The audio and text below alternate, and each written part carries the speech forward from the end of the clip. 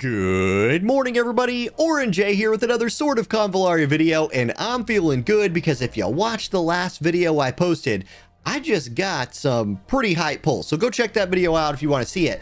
We're not talking about that video right now, though. We're moving on to the next character that Global's going to have a chance to pull for, and that's Estra. Now, Estra, I did a little preview video talking about her, talking about kind of the next few units that we're going to have coming out in Global, and why she, in my opinion, is the best of the next 2 or 3. She's a single target DPS, going to be very effective at killing mages, and going to be pretty easy to play. High mobility, lots of damage, resets, things like that. So we're going to go through the whole kit right here. I'm going to tell you why I think this character is going to be so good, why no matter what your spinning level is, I think she's someone that you're going to want to pull for. So let's throw her kit up on the screen. Here she is, Estra. Now, her trait, I went over this a little bit in the last video where I talked about her, but Sorceress's Bane. You can see right here, she gains jump, immediately adding to her mobility, so height and gaps not going to be a problem for her. She's going to be getting a magic shield equal to 150% of her magic defense, so already going to just be good against any sort of magic damage with that magic shield. When attacking, 35% of her magic shield value is added to physical attack. So she scales, even her damage is going to scale off of her magic defense because her magic defense feeds her magic shield and her magic field feeds her physical attack. So really effective to put magic defense as a stat on this character. Before attacking, for each 1 energy the target is missing, damage dealt is increased by 4% up to 12%. You can actually boost that a little bit more later on in the kit, but her trait is insane. It does so many things that help her be tanky, be mobile, and do more damage. When performing a non-instant single target attack, active attack on characters with magic attack greater than physical attack, she will deplete 1 energy from the target and deal additional physical damage equal to 30% of her physical attack. Now, if that seemed like a lot, it's because it was a lot. Like, there's a whole bunch of things going on in that trait. The gist of it is this: she's going to do a lot of damage. She's going to do even more damage to people who have a high magic attack. They're going to do less damage to her because of her magic shield, and the more effective she is against mages, the more effective her damage is going to be against everybody, especially mages, and she has jump. So that should make 100% sense, right? Anyway, okay, dual blade strike. Her basic attack is just 2 50% hits. Nothing special there. Okay, blinding strike. Her default skill. I think this is really good, and I think it has a chance of being run even in her fully built out kit in certain situations. It's physical damage. She's going to teleport behind the target, so that's a big deal. Again, adding to her mobility by being able to teleport behind someone within range. You know, that's a big deal. Any assassin you've played that has this ability, you know how useful that is. Then she can move again for 4 tiles. So mobility, mobility, mobility. But before she moves again, she performs a basic attack. And before attacking, increases that damage by 40% and ignores assist. So no one's gonna be able to block this thing, right? You know, Myth is not gonna jump in front of you and intercept that attack or whatever.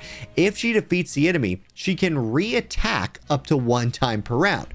So, okay, let me break that one down for you. She moves close to somebody. She teleports behind them. As soon as she does that, she has 4 more tiles of movement that she can do. But before she moves, she gets to basic attack. If that basic attack kills them, and it does 40% increased damage, by the way, does 40% increased damage. If that kills them, she can then attack again after she moves again. So, damage, mobility, all of that stuff. Let's move on. This character's already OP just with those first 3 things. Okay, demon hunting trap. We know what this one is. She puts a trap on the ground. Great. Thunder arrow. This is another really good one. When performing a non-instant single target active attack, shoot a crossbow bolt at the target, dealing 30% physical damage, depletes 1 energy from the target. So more energy drain right there, or more energy drain. Not yet necessarily to herself yet, but she's depleting energy here. She's depleting energy here. Depletes 1 energy from the target and inflicts no active skills and no energy recovery for 2 turns. This is insane for a passive. It's a crazy good passive. You're going to take that over Demon Hunting Trap. Okay, moving on down. Hookshot. We all know what Hookshot is. It's been in this game forever. Or Shadow Step. Again, another teleport behind the target. This will steal 2 energy from the target and then deplete 2 energy from the target. So not only is this draining energy from them, but it's giving it back to her. Shadow Step is the better of these two skills, but the rest of her kit's so good. I don't even know if you're going to use them, although Shadow Step and Hookshot definitely have their uses, even if just niche on her kit because the rest of it's so good. Okay, reaction abilities. She has defense magical, which is, just 15% less damage from magic attacks, making her more of an anti-mage, more of a character that's going to excel against any like bosses doing magic damage, something like that.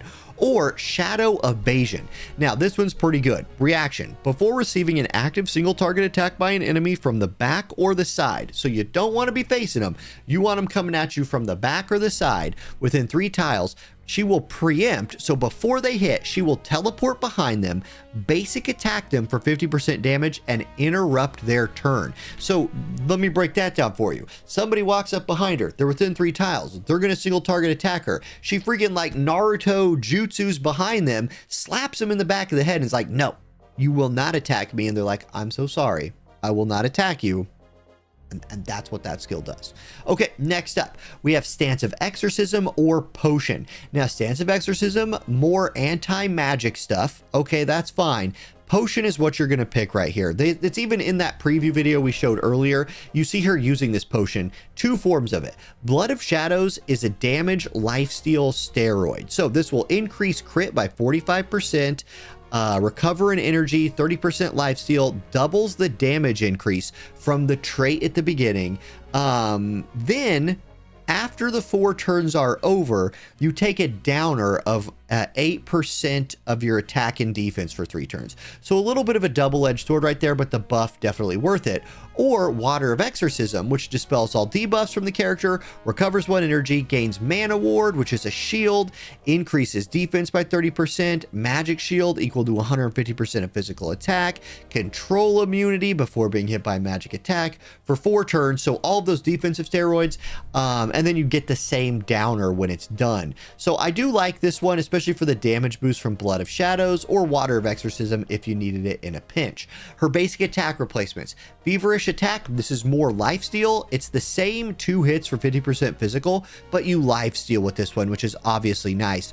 Or Spine Pierce, which is 10% more damage than Feverish Attack and her basic attack.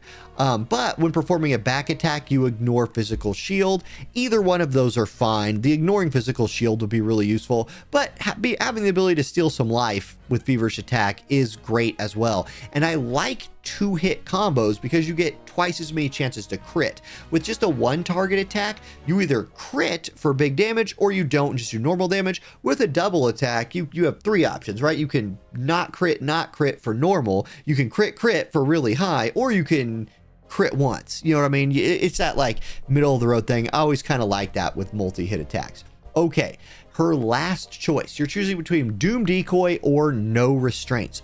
Doom Decoy, before a non-instant single target attack, you steal buffs from them, and after the attack, you transfer 3 debuffs from you to the target. If the target has no buffs, then you gain 4 random level 2 buffs. This is just okay. Let's talk about No Restraints. It's better. Physical damage, single target attack, 3 energy cost, 2 turn cooldown, so you can use it a lot. Ignore reaction skill, that's big. First deals 40% damage to the target, then deals 100% damage. Before attacking, for each 1 energy the target is missing, damage dealt increases to 130 up to 190%. When defeating an enemy, you recover 3 energy. This is going to be probably her like strongest single target attack right here. If the unit's missing energy, and there's ways within her kit that we just saw where you can take energy from them, she's going to deal up to 190% damage with this attack after dealing 40% damage first. And she might be crossbow bolting them as well because of her other passive that was farther up the tree right there. And then she's going to recover 3 energy, which is the cost of this skill. So if you can be killing people and recovering that energy, it's essentially a free skill. It does a lot of damage. She's super mobile from all the things that we just showed off on her kit right there. And that's why I think she's going to be great on almost any account.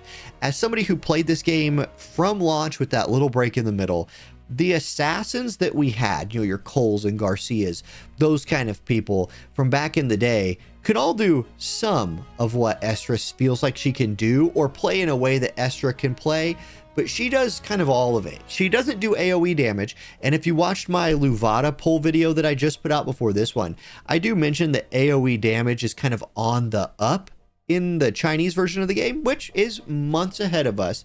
But for now, with single target damage seeming like it's probably the king, Estra might be the queen of this game.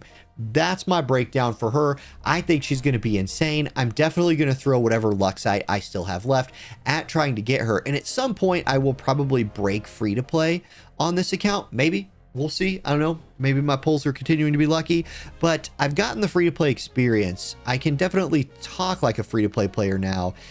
It just depends on how, well, we'll see. I'll see how I feel then. Anyway, let me know in the comments what you think about that. Have a great night, everybody. I'll catch y'all next time. Peace.